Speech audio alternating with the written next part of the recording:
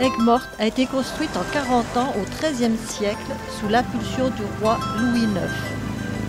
Saint Louis s'embarque d'Aigues-Mortes pour la 7e croisade en 1248 et la 8e croisade en 1270.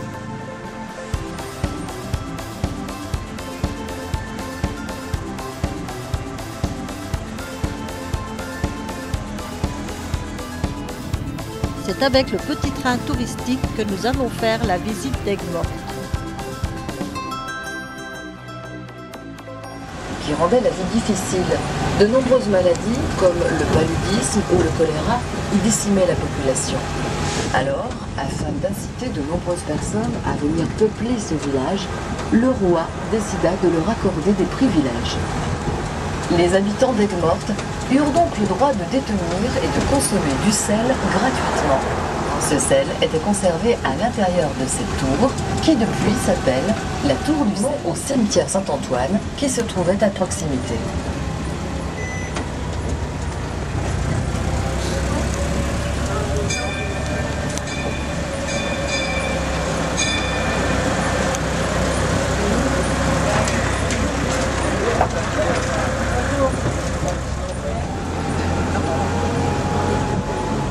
De 1640 mètres de périmètre. On y compte 10 portes, 5 tours jumelles, 3 tours d'angle, 2 tours flanquantes et une tour simple. La hauteur des portes et des tours est de 18 mètres, celle des murs est de 11 mètres. L'épaisseur varie de 2 à 3 mètres et les pierres proviennent d'une carrière située aux environs de Beaupierre dans le Gard, à quelques 50 km d'ici. Ces pierres ont été transportées par les voies navigables sur de grandes barges en bois tirées par des chevaux. Support en pierre qui permettait de recevoir un plancher supplémentaire et ainsi 2 archers de plus. L'explication en est simple. Nous sommes ici sur la façade maritime, la plus exposée aux attaques venant de la mer. Il fallait donc renforcer la puissance de feu. Les autres côtés donnaient sur des marais difficilement franchissables.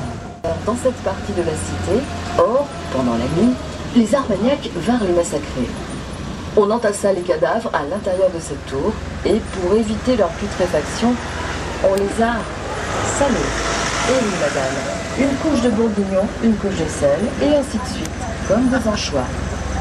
En fait, il y eut tellement de cadavres lors de ce massacre, et ne pouvant pas tous les enterrer, ils les ont mis provisoirement dans du sel afin d'éviter une épidémie de peste et bien sûr par la suite, ils furent ensevelis.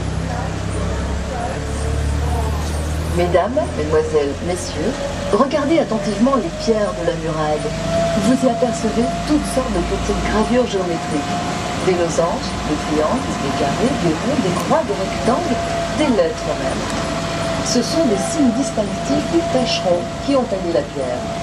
Ces signes servaient à reconnaître leur travail afin de les payer.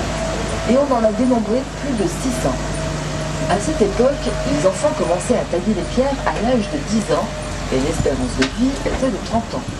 Attention, c'est une moyenne. Il y avait quand même des gens qui vivaient assez longtemps, mais il y avait beaucoup de mortalité infantile.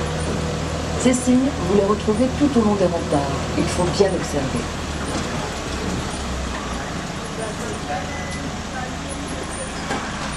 Après la révocation de l'édit de Nantes en 1685, elle servit de prison pour les protestants, notamment pour les femmes, dont Marie Durand se rendit célèbre par son courage. La pauvre femme y resta enfermée 38 ans. Son seul crime était d'être protestante. Elle a gravé à jamais dans la pierre un seul mot: résister.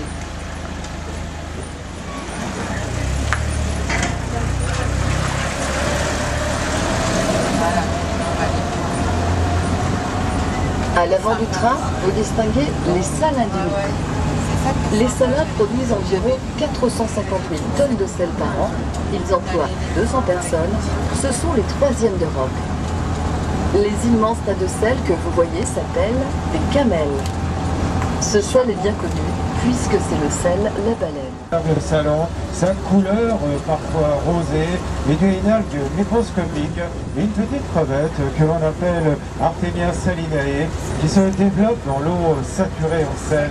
Ces deux éléments sont riches en carotène, c'est ce qui donne la couleur rose. La récolte a commencé il y a environ 3 semaines. Située en haut des portes ou en haut des tours, elle servait à déverser de la poix ou de l'eau bouillante sur les assaillants et non pas de l'huile bouillante, car à cette époque, l'huile était très précieuse.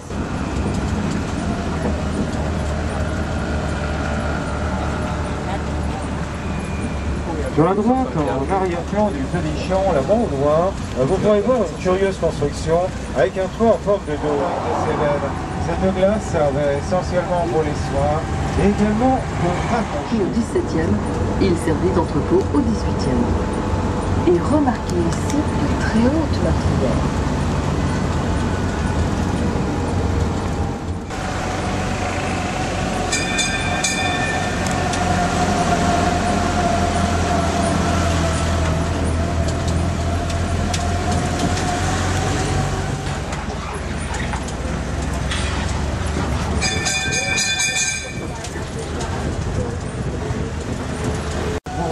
Vous pourrez voir la chapelle des Pénitengries. Les Pénitengries étaient des confréries fondées au XIVe siècle pour seconder les prêtres dans leurs œuvres charitables.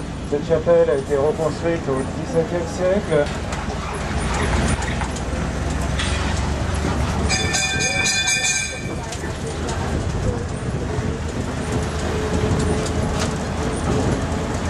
Plus de 6 années de travail. Le sable et les alluvions déposés par le Rhône au cours des siècles ont ensablé le chenal menant à la mer. Le port d'Aigues-Mortes a perdu son activité commerciale au profit de celui de Sète, situé à environ 40 km. La ville d'Aigues-Mortes, du temps de sa splendeur et de ses échanges avec l'Orient, a compté jusqu'à 15 000 habitants. Elle n'en compte plus aujourd'hui que 8 000. En revanche, plus d'1 million de touristes la visitent chaque année. Nous terminons notre circuit par la porte de la Gardette, la seule où l'on ait relevé les traces d'un pont-levis. Gardée jour et nuit, elle fut à travers les siècles la porte militaire d'Aigues-Mortes.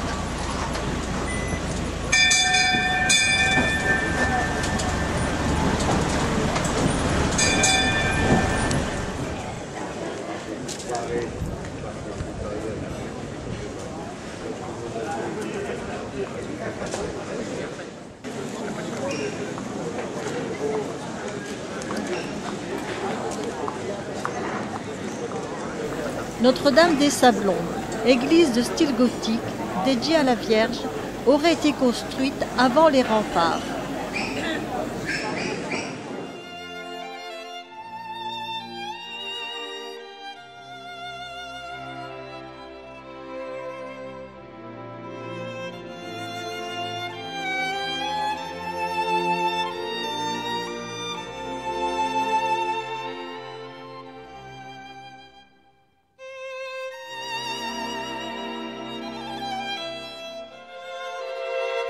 Hôtel gallo-romain.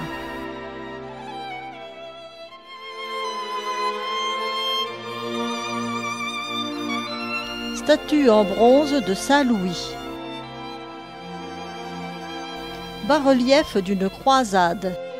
Le reliquaire contient 3 éclats osseux appartenant à Saint-Denis, Saint-Philippe et Saint-Louis.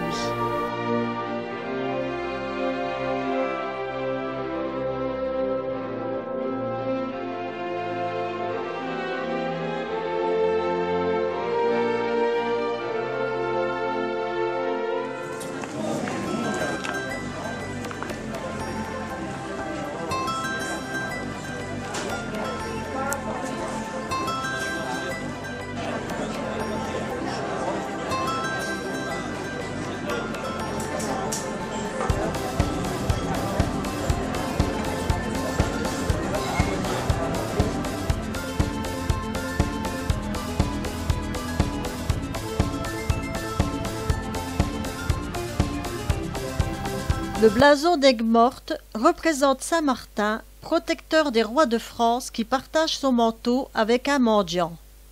La tour de Constance, tour de défense et phare de la ville. Le port de Plaisance.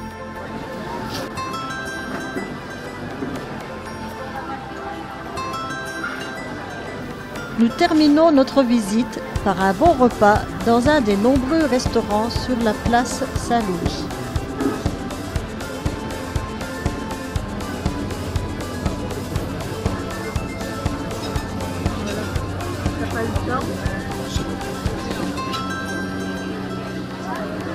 Là-bas.